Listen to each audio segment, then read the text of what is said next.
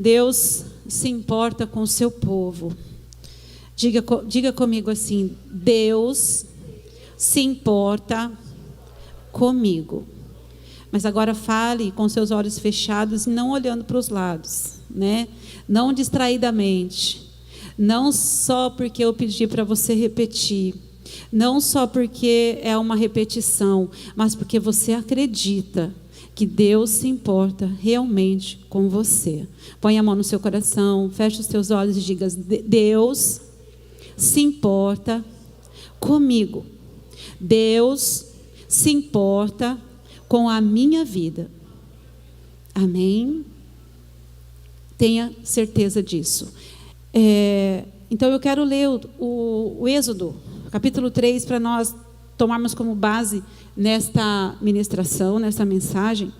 Essa palavra que Deus ali falou com Moisés, que Deus chama Moisés e Deus fala com ele, e que essa palavra ela venha arder no nosso coração, assim como estava ali naquele momento na vida de Moisés, porque a palavra de Deus, ela é espírito e vida.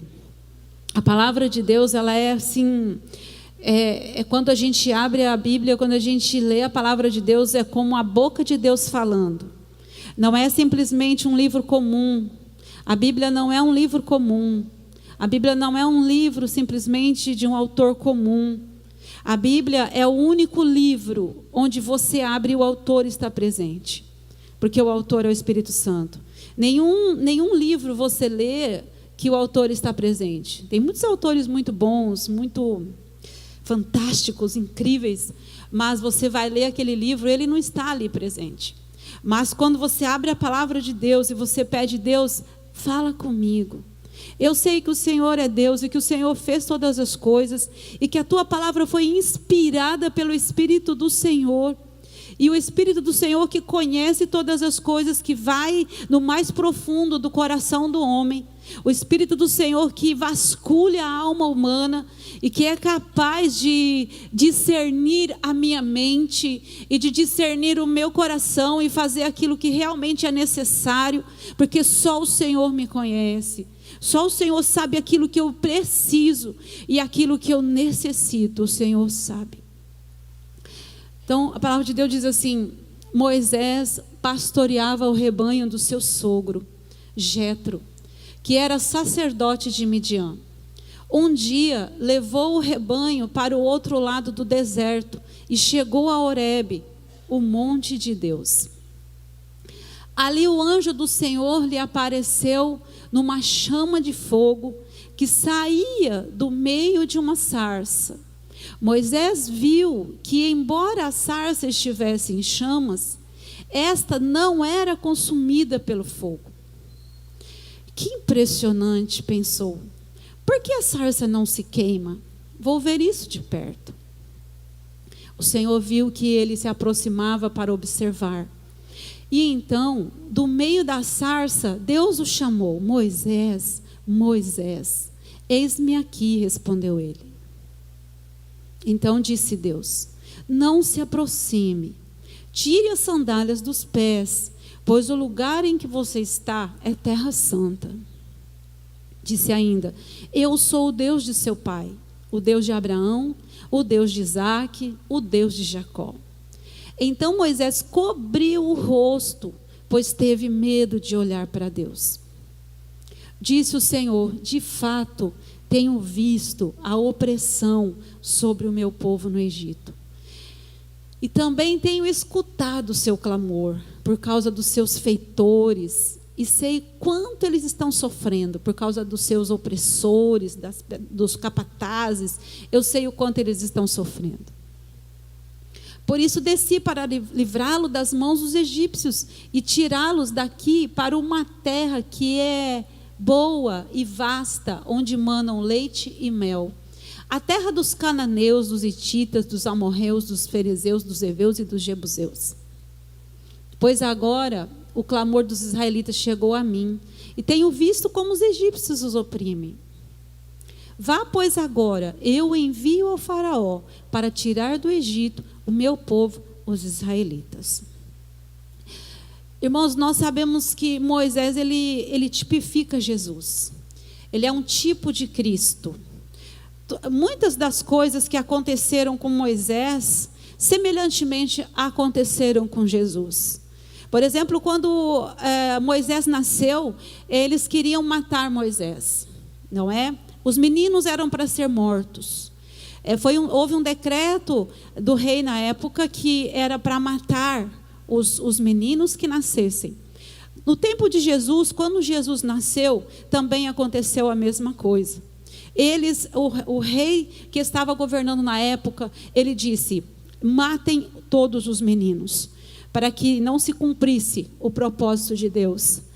Mas Deus é Deus de propósitos, Deus é Deus que cumpre, Deus é Deus que faz todas as coisas. Moisés não morreu, Jesus também não morreu. Ele estava lá, foi decretado que os meninos morressem, mas Deus estava naquele projeto, Deus estava naquele propósito, e Moisés não foi morto. Porque Deus tinha um plano na vida de Moisés, e Deus tinha um plano para Jesus, e Jesus cumpriu o seu plano, e Moisés também cumpriu o seu plano. Deus deixou a sua glória, Jesus deixou a sua glória e veio no lugar mais baixo, nos lugares mais baixos da terra. Moisés lá no Egito, ele deixou o palácio para estar no deserto pastoreando as ovelhas do seu sogro. Ele sai do palácio e ele vai para o Egito, ele vai para pastorear as ovelhas. Enfim, são tantas semelhanças na vida de Moisés e na vida de Jesus. Moisés tipifica Jesus. Moisés, ele foi escolhido por Deus para tirar o povo de Israel de uma nação que estava oprimindo. Moisés foi aquele eleito por Deus para tirar o povo de um lugar escravo, de uma escravidão. Jesus foi escolhido por Deus, foi aquele que Deus enviou para tirar o povo da maior escravidão, que é o pecado. Deus mandou Jesus para que pudesse tirar a nós de uma escravidão que se chama pecado, que não tem outro remédio senão Ele. Ele é o remédio para tirar as pessoas da escravidão do pecado. Naquele tempo, Moisés era a resposta de oração daquele povo. Nós vimos aqui que o povo estava clamando, que o povo estava pedindo que trouxesse algo. E quando Deus vai para Moisés, Deus, em outras palavras, ele diz assim: Moisés, você é a resposta. Você é a resposta de oração deste povo que está clamando aqui no Egito. Eles estão sofrendo. E Moisés, ele ouve então essa voz de Deus.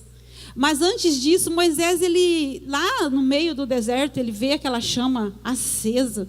Ele acha estranho aquilo, ele acha esquisito ao mesmo tempo.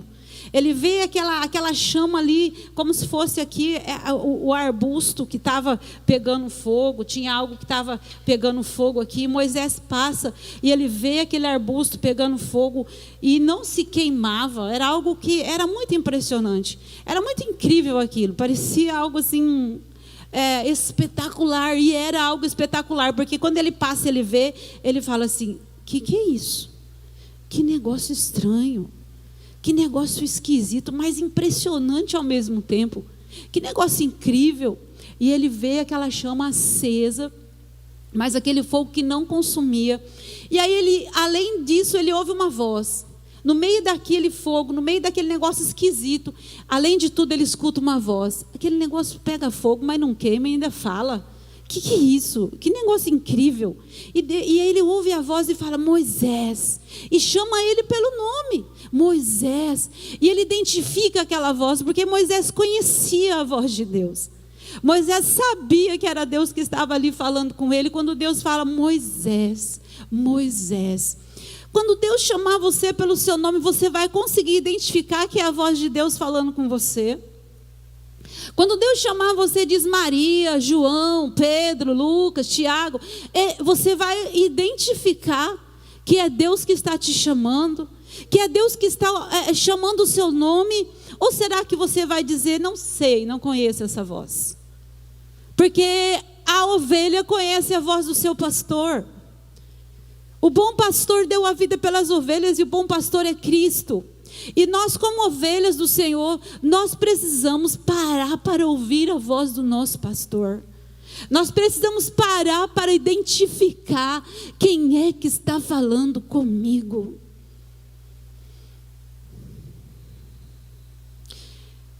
Quando nós temos filhos pequenos, por exemplo, às vezes nós, mesmo assim, a gente confunde a voz dos nossos filhos, não é assim?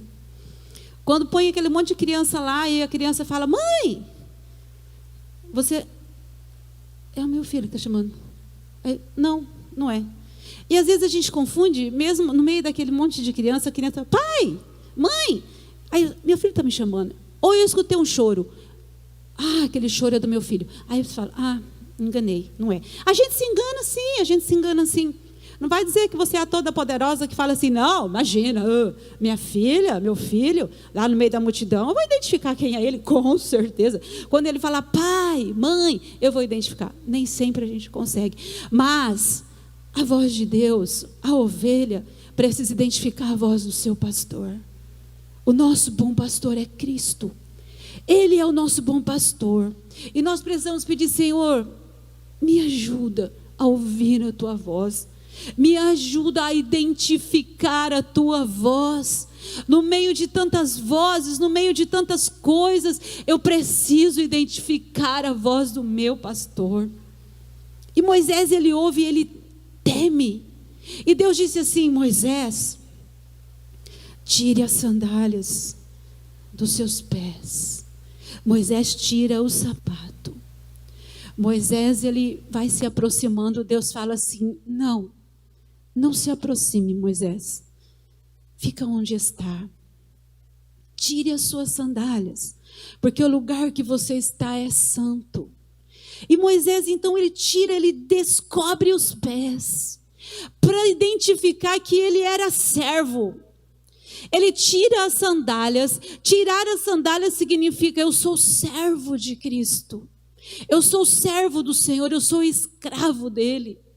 Porque quando você vai lá em Lucas 15, 22, você vai ver que aquele filho que volta para casa, aquele filho pródigo, ele chega naquela casa, ele fala assim: eu vou chegar nessa casa do meu pai e eu vou falar para ele que eu sou um servo, que eu sou um escravo, que ele me receba como um servo, que ele me receba como um escravo. E quando ele chega na casa daquele pai, aquele pai fala assim: põe sandálias nos seus pés, porque você não é escravo, você é filho.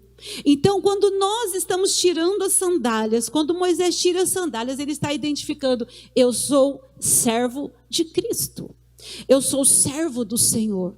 Ele descobre os pés, mas ele cobre o rosto. Descobre os pés para dizer: eu sou servo. Ele cobre o rosto para dizer: a sua glória brilha na minha vida. Eu não sou digno da sua glória, Senhor. A sua glória é muito grande. A sua glória é impressionante. A sua glória brilha. Eu não preciso brilhar, porque a sua glória é que brilha em mim. Então ele cobre o rosto para se esconder, para sair de cena. Nós precisamos entender que a glória é do Senhor. A glória é de Deus. Tem muitas pessoas que querem glória para si, que querem aparecer, que querem estar nos holofotes da vida, que precisam aparecer. E quando nós colocamos as nossas mãos sobre o rosto, dizendo: Senhor, que o Senhor apareça, que o Senhor resplandeça a tua glória, porque a tua glória vai mudar pessoas, a tua glória tem poder para edificar vidas, a tua glória tem poder para trazer cura, para trazer libertação ao teu povo, somente a tua glória. E era isso que Moisés estava identificando. E Deus diz: Moisés, você é a resposta da oração deste povo. E Deus aqui, nós vamos ver 5 verdades que nós podemos extrair aqui desse texto, que Deus, depois ele começa a identificar e falar com Moisés. Primeira coisa, Deus olha com atenção para as nossas aflições. O versículo 7, a parte A diz assim: eu tenho visto como o meu povo tem sido maltratado no Egito. Você acha que Deus não vê todas as coisas? Lá na palavra em Deuteronômio fala assim: aquele que fez o olho não verá? Aquele que fez o ouvido não ouvirá? Foi Ele que fez. Então Ele vê todas as coisas. Deus contempla todas as coisas. Ele viu a opressão do povo. Beleza, aí você pode dizer assim, Deus vê toda aflição, né? Deus vê toda angústia. Ele acompanha as nossas humilhações, Ele conhece as injustiças, as perseguições, as calúnias que sofremos. Mas talvez você até questione a Deus, dizendo assim, por que Deus não impede então que o sofrimento venha sobre a minha vida? Por que Deus não impede que eu sofra? Por que Deus não impede que eu tenha problemas? Por que Deus não faz isso? Por que Deus não faz aquilo? Por que tantas pessoas estão morrendo? Por que tantas pessoas... E a gente tem muitos questionamentos, a gente questiona muitas vezes a Deus. Mas eu digo para você, Deus conhece, Deus sabe. E nós precisamos voltar o nosso coração para Ele. Pode passar o videozinho para mim, por favor? Você vai ver esse videozinho rapidinho. Depois nós vamos conversar. Tá tudo bem? Bem. Como é que você tá? Corte de sempre? Foi de sempre. Igual o seu, hein? Família, trabalho, como é que tá? Tudo bem, graças a Deus. Que bom. Que bom.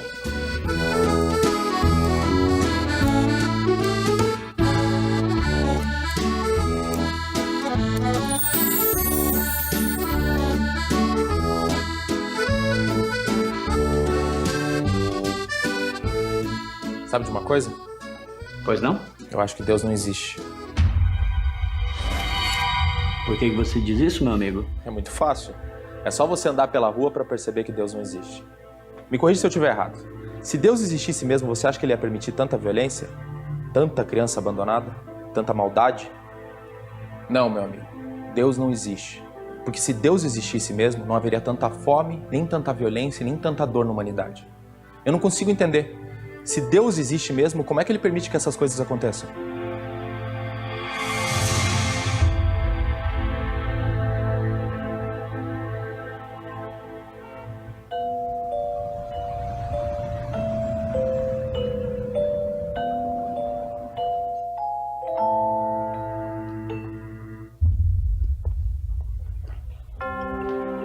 Sabe de uma coisa? Os barbeiros não existem. Como assim? E eu sou o quê? Se os barbeiros existissem, não haveriam pessoas barbudas ou cabeludas, como este rapaz aqui. Os barbeiros existem sim, o problema é que essas pessoas não me procuram. Exatamente. Deus existe. O que acontece é que as pessoas não o procuram. E é por isso que existe tanta fome, tanta miséria, tanta maldade.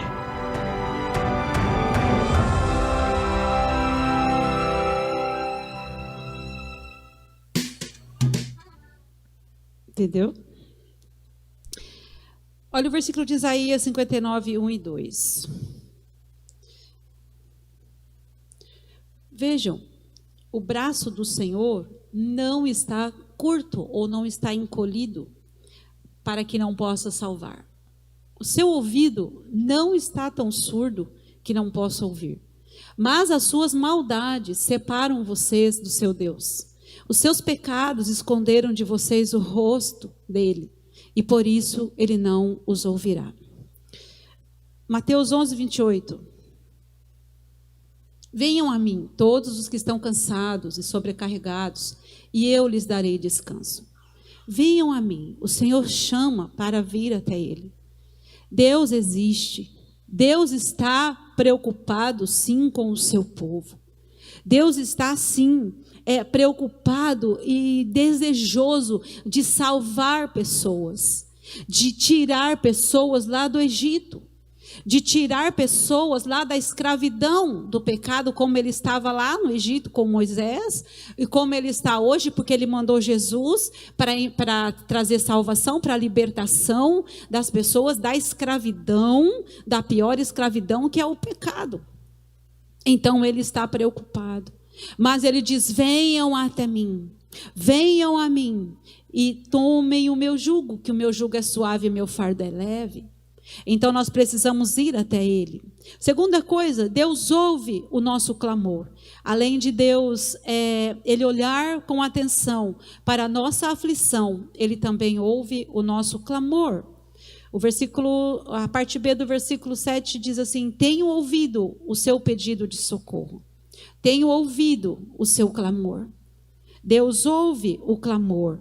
Davi, ele passou por diversos momentos onde ele se sentiu angustiado, perseguido, deprimido e abalado. Ele teve a sensação de estar sozinho e de que não era ouvido. Olha o Salmo 18. As cordas da morte me enredaram, me prenderam. As torrentes da destruição me surpreenderam. As cordas do Sheol ou da sepultura me envolveram. Os laços da morte me alcançaram. Na minha aflição, clamei ao Senhor, gritei por socorro ao meu Deus. Do seu templo, ele ouviu a minha voz, meu grito chegou à sua presença, aos seus ouvidos. Talvez você diz que Deus não me entende, Deus não me escuta. É porque você não clama por ele. Não é que Deus não ouve. Deus ouve e os ouvidos dele estão atentos. No versículo de Isaías que nós lemos, nós lemos que os seus pecados fazem separação entre vocês e o seu Deus. O que faz separação de nós e Deus é o nosso pecado. O que faz com que a gente volte novamente para Deus é o arrependimento. Essa compreensão nós precisamos ter. O pecado nos afasta do nosso Deus e o arrependimento nos traz de volta para o Senhor.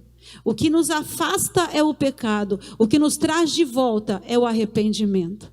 Então ele diz assim, suas mãos estão manchadas, suas mãos estão cheias de sangue, vocês matam.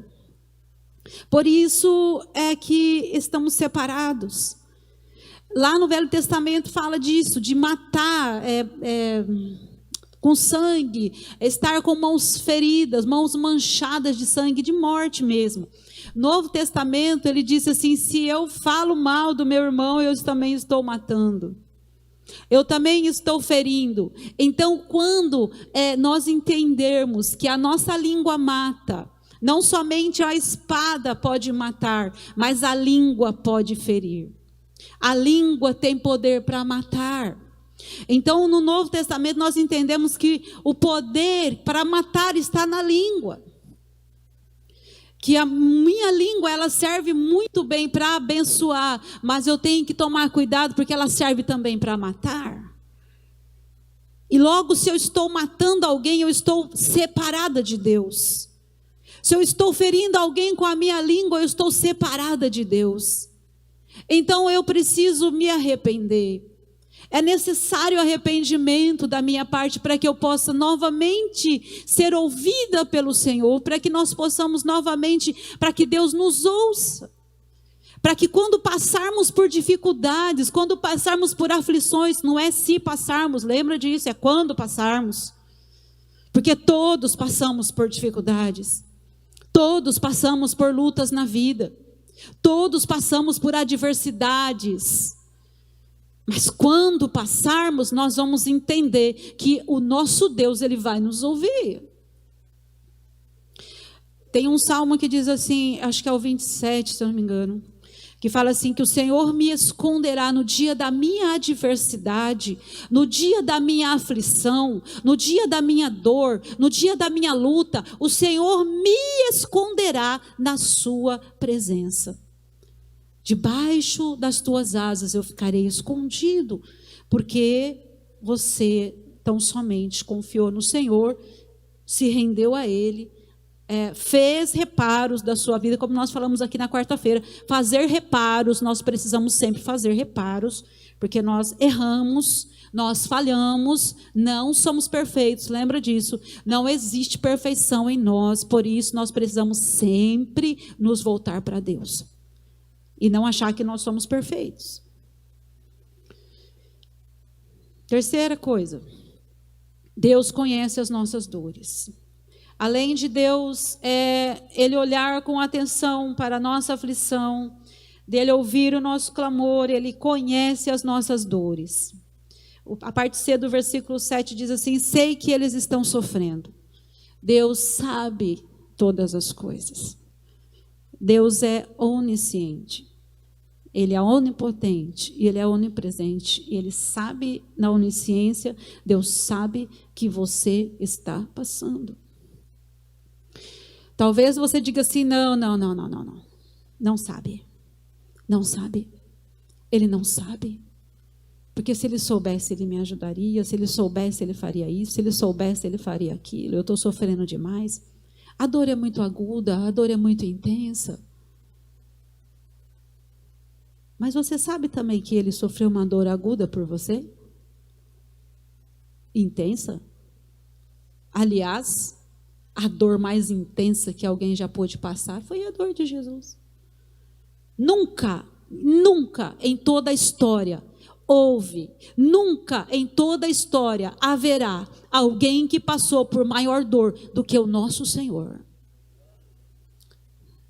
E essa dor que ele passou não foi simplesmente porque ele pecou, porque ele estava em pecado, mas porque ele nos amou. E foi por causa do nosso pecado. Eu digo no meu particular, foi por causa do meu pecado. Porque quando nós dissemos no conjunto, no coletivo, nós achamos, às vezes nós saímos fora por causa do nosso pecado. Não, foi por causa do meu pecado. Eu errei, eu pequei, eu falhei e Deus me amou. Eu fiz tantas coisas erradas e Deus me amou. E Jesus morreu por mim. Então não existe dor mais profunda do que a dor que o nosso Senhor sofreu, que o nosso Senhor suportou. Então, se você está passando por uma dor intensa, saiba que Jesus passou muito mais por você. E que se você se aproximar dele, você vai entender, porque ele passou tudo o que você passou. Tudo que você está passando, ele passou também. Ah, será que ele passou? Passou. Ah, será que sentiu? Ah, será? Sim, Senhor. Passou por tudo que você possa imaginar, para que ele pudesse te entender, para que ele pudesse compreender você. Ele teve que se tornar homem. Ele teve que se tornar homem para salvar o homem, porque só um homem poderia salvar o outro homem. Não tinha como.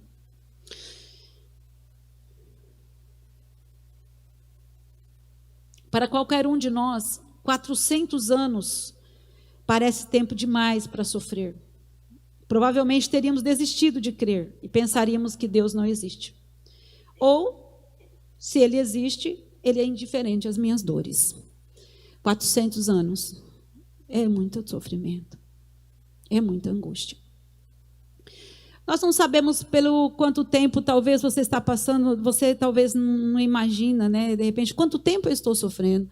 Quanto tempo eu estou já, parece que já não creio mais. Não, acho que Deus não está nesse negócio, Deus não existe, Deus não sabe que eu existo, coisa nenhuma, isso daí é história, isso daí é carochinha, isso aí não existe. Volte o seu coração para o Senhor. Volte a sua fé para o Senhor e saiba que Ele tem um amor profundo e Ele sabe o tempo necessário, porque dores na nossa vida, eu sempre falo, são pedagógicas. Se Deus permite, está permitindo alguma dor na sua vida, algum sofrimento na sua vida, lembra disso, é pedagógico. Deus quer te ensinar alguma coisa e você não está entendendo. Deus está estreitando muitas vezes o caminho e você não está compreendendo. Lembra lá de Balaão? Balaão, ele teve uma experiência incrível com Deus. Porque ele tinha uma vontade que era de amaldiçoar o povo de Israel. Ele falava assim, eu vou... Não, primeiro ele falou que não ia. Segunda vez ele falou que também não ia. A terceira vez ele chega para Deus e fala, Deus, eu vou lá. Aí Deus fala assim, vai. Porque na primeira vez Deus falou para ele, não, Balaão. Na segunda vez ele foi para Deus e Deus falou para ele, não, Balaão. Na terceira vez Balaão chega para Deus de novo com o mesmo assunto. Com a mesma conversa. E Deus fala, beleza, vai. Porque pelo jeito não adianta falar com você, né, Balaão? Pelo jeito não adianta falar com você, porque você é teimoso. Então vá. Balaão vai. No meio do caminho, Balaão, ele vê, aliás, a mula dele, né? A mula que ele está montado, porque a mula, na verdade, era Balaão, não era a mula. Acho que ele que era a mula, não era a mula. A mula dele vê o anjo, e a mula se encolhe. E ele bate na mula, e fala, vai, sua mula. E ela olha para ele e fala assim, hã? Quem que é mula? Você, seu mula velha. Ela não vai, porque ela está vendo o anjo. Deus mostra para a mula o anjo, mas a Balaão não vê. E ele fala, vai. Ela, não vou. Ela baixa, porque ela tem medo do anjo. E aí Deus fala assim, Balaão, eu não te matei por causa da mula. Se não fosse essa mula, Balaão, você tinha morrido. Às vezes Deus precisa colocar a mula na nossa frente, né? Para a gente não morrer. Para a gente não perder a vida. Quarta coisa. Ele nos livra das nossas opressões. O versículo fala assim, não é esse versículo de Salmo 54:4, mas fala que, portanto, eu desci para livrá-los das mãos dos egípcios, das mãos dos seus opressores, das mãos dos capatazes que judiavam desse povo. Ele desceu para livrar o seu povo. Deus também mandou Jesus para descer, para livrar o seu povo. Ele desceu lá no Egito, chamou Moisés e disse, Moisés, vai fazer isso. Moisés, você vai ser o meu libertador, você vai libertar esse povo da escravidão do Egito. Deus tira Jesus da sua glória e ele fala assim, desce meu filho, desce lá, porque eu não aguento mais ver esse povo sofrer. Eu não aguento mais ver esse povo no sofrimento, na escuridão do pecado. Eu preciso, Jesus, que você desça e vá lá libertar este povo. E Deus manda Jesus. Jesus fala, beleza, meu pai, sou filho obediente. Eu sei que vou sofrer. Eu sei que vou para a cruz. Eu sei que vai sangrar. Eu sei que vai doer muito, mas eu vou, porque eu obedeço meu Pai. E ele sai da sua glória e ele desce para nascer no ventre de uma virgem, para se tornar homem, para passar por todas as etapas que o homem passa, para trazer libertação para este homem hoje dizer, eu não quero Jesus. Para este homem hoje que Jesus morreu dizer, eu não quero saber de Jesus. Eu quero tudo na minha vida, tudo. Eu só não quero Jesus. Você pode não querer nada dessa vida, mas se você quiser Jesus, você quer tudo. Porque Jesus é tudo para nós.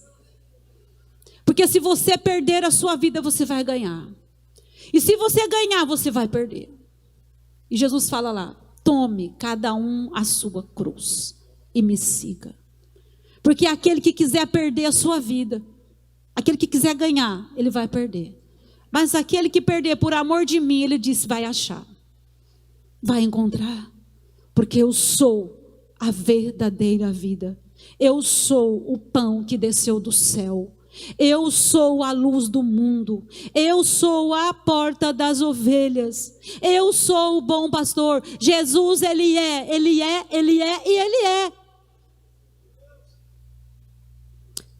Quinta e última coisa. Ele nos abençoa e supre as nossas necessidades. Ainda que aquele povo agisse com incredulidade, porque você sabe que o povo agiu com incredulidade, dureza, murmuração.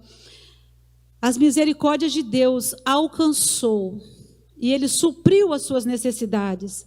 Deus se importa com você. Creia e tome posse dessa verdade que o próprio Deus estabeleceu sobre o seu povo.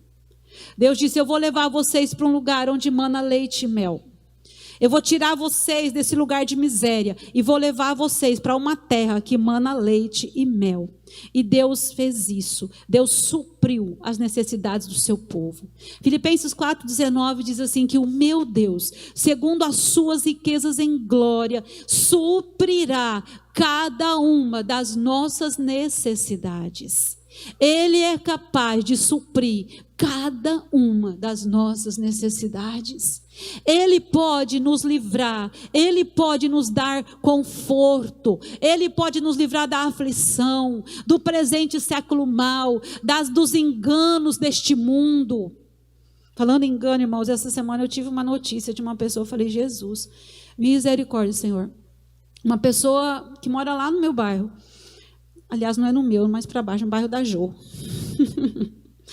que foi enganada por um cara safado, uma pessoa de já idoso, né? Que veio aqui em cima, recebeu o dinheiro. E um cara abordou ele, uma pessoa vestida, bem vestida, abordou ele e disse para ele assim: olha, você começou a conversar, jogar aquelas conversas fora, conversa boba, e disse: você quer que eu vou lá benzer sua casa? E ele aceitou.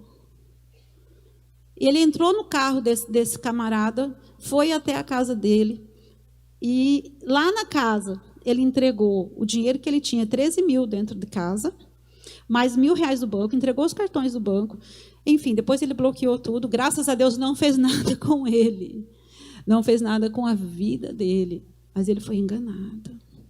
Foi enganado. Que o Senhor nos livre dos enganos deste mundo mau, deste mundo tenebroso, este mundo de trevas, este mundo tão terrível que nós estamos vivendo. Que o Senhor nos ajude. Amém? Eu quero orar com você. Fica de pé no seu lugar, eu quero orar. Peço que o Senhor nos dê direcionamento, nos dê sabedoria para enfrentar e para viver os dias maus, porque certamente nós vivemos dias maus, nós vivemos dias difíceis, mas que o Senhor ajude você a se fortalecer na presença dEle, que os teus olhos estejam em Jesus, que você não desvie os seus olhos do Senhor. Não seja como um Balaão, não seja simplesmente como alguém que fica como uma mula. A palavra de Deus fala no Salmo 30, 32 ou 30, se eu não me engano, fala assim: que não sejais como uma mula que precisa de cabresto e freio para olhar para frente. A mula precisa colocar cabresto, para que ela possa ficar olhando para frente, ela precisa de um cabresto. Mas nós não somos mulas, não. Nós somos filhos de Deus. Nós não precisamos de cabresto para ficar olhando para Jesus. Os nossos olhos precisam estar nele. A nossa vida precisa focar nele. Foque os seus olhos no Senhor. Não tire os seus olhos daquele que é o autor e consumador da sua fé, daquele que tem poder para salvar a sua vida, mas tem poder também para fazer com que você vá para outro lugar. Coloca a mão no seu coração. Meu Pai, em nome de Jesus, nós te adoramos nesta manhã, Senhor. Somos tão dependentes do Senhor.